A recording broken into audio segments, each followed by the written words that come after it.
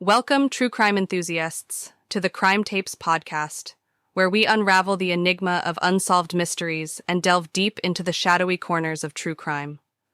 I'm your host, Nessa, and today we uncover the haunting tale of Tiffany Ida Mae Valiante, a young woman whose life, brimming with potential, was tragically cut short.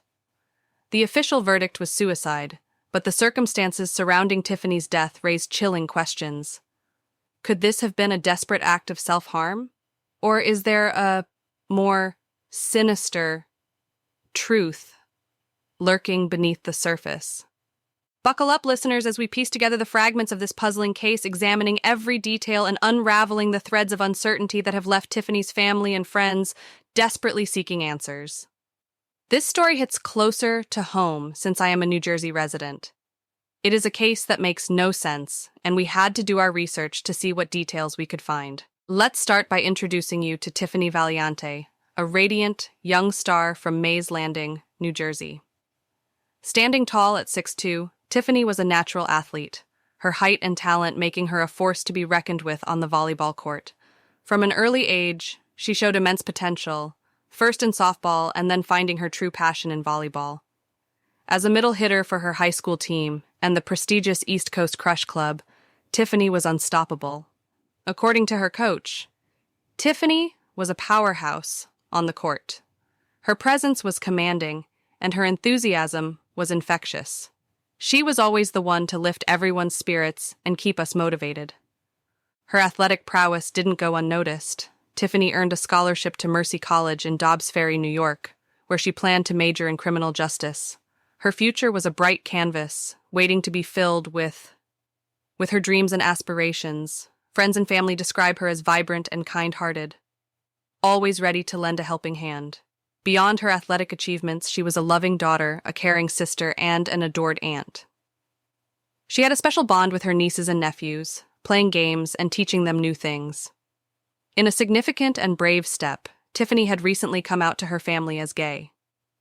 She had ended a previous relationship amicably and was beginning to see someone new, excited about the future and the endless possibilities it held.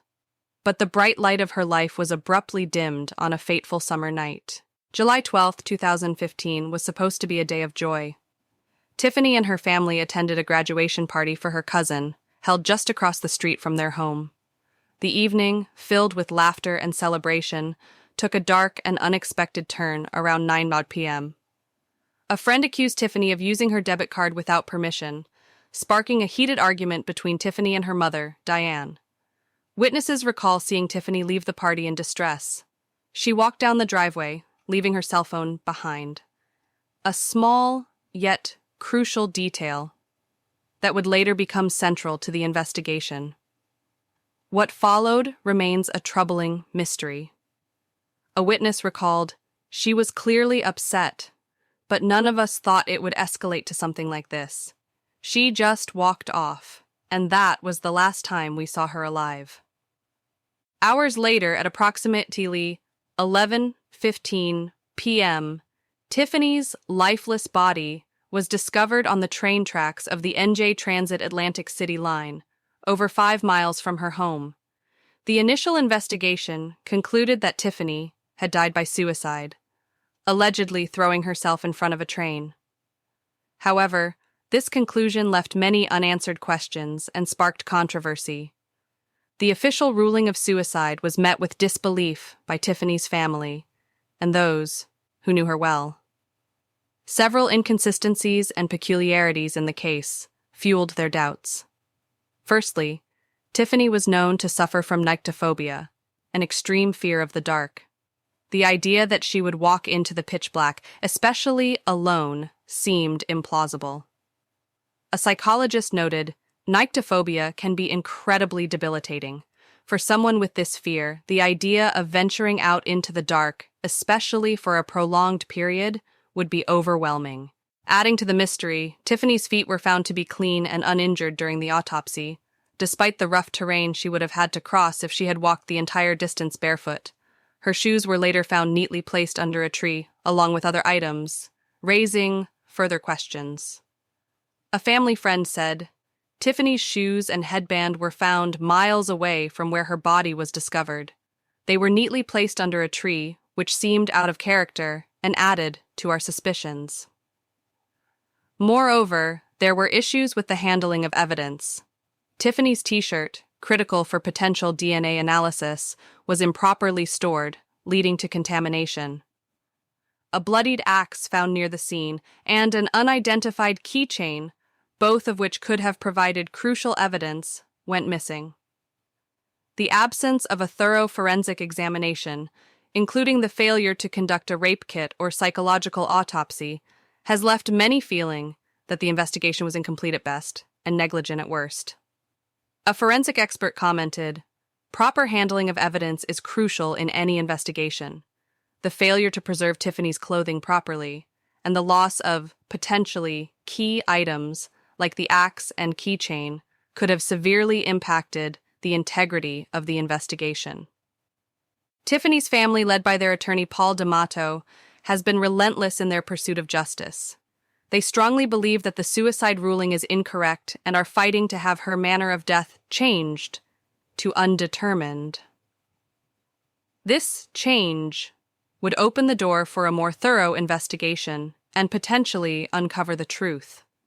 According to D'Amato, the evidence, or lack thereof, points to a rush to judgment. We are seeking a change in the ruling not just for the sake of classification, but to ensure a proper investigation is conducted. The family has raised several critical points. They question why no psychological autopsy was conducted, a procedure that could have provided insight into Tiffany's mental state leading up to her death.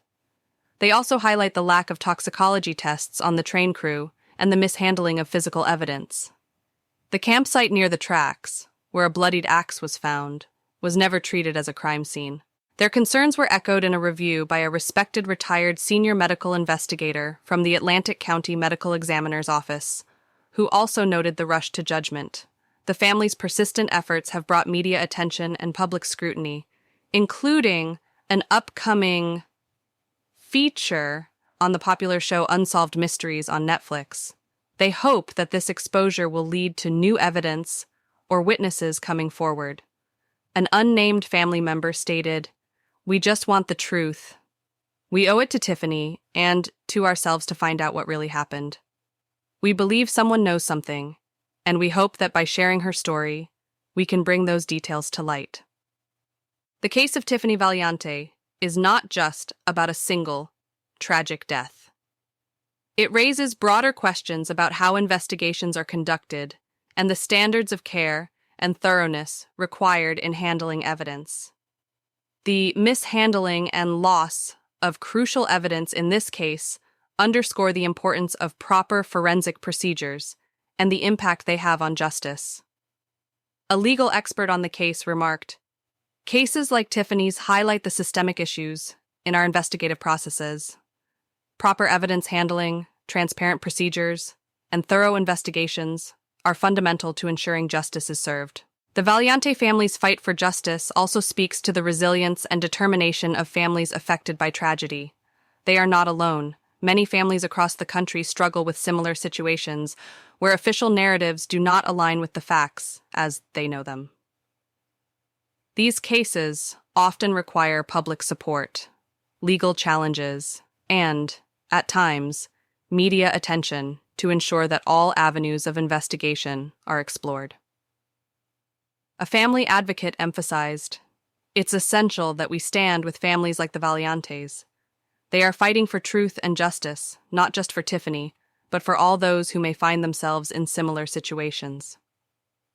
As we conclude this episode, we are left with the pressing question, what really happened to Tiffany Valiante? Her case remains unresolved, and her family continues to seek answers. The upcoming feature on Unsolved Mysteries offers a glimmer of hope that new information might come to light. If you have any information about Tiffany's case, or if you've experienced similar issues with investigations, please reach out to the appropriate authorities or connect with advocacy groups that can help. Every piece of information, no matter how small, could be crucial in finding the truth. Thank you for joining us on this episode of the Crime Tapes podcast. We hope Tiffany's story encourages a deeper look at how cases are handled and inspires a call for justice and transparency. Remember to subscribe, rate, and review our podcast. Your support helps us bring more cases like Tiffany's to light. Until next time, stay safe and keep seeking the truth.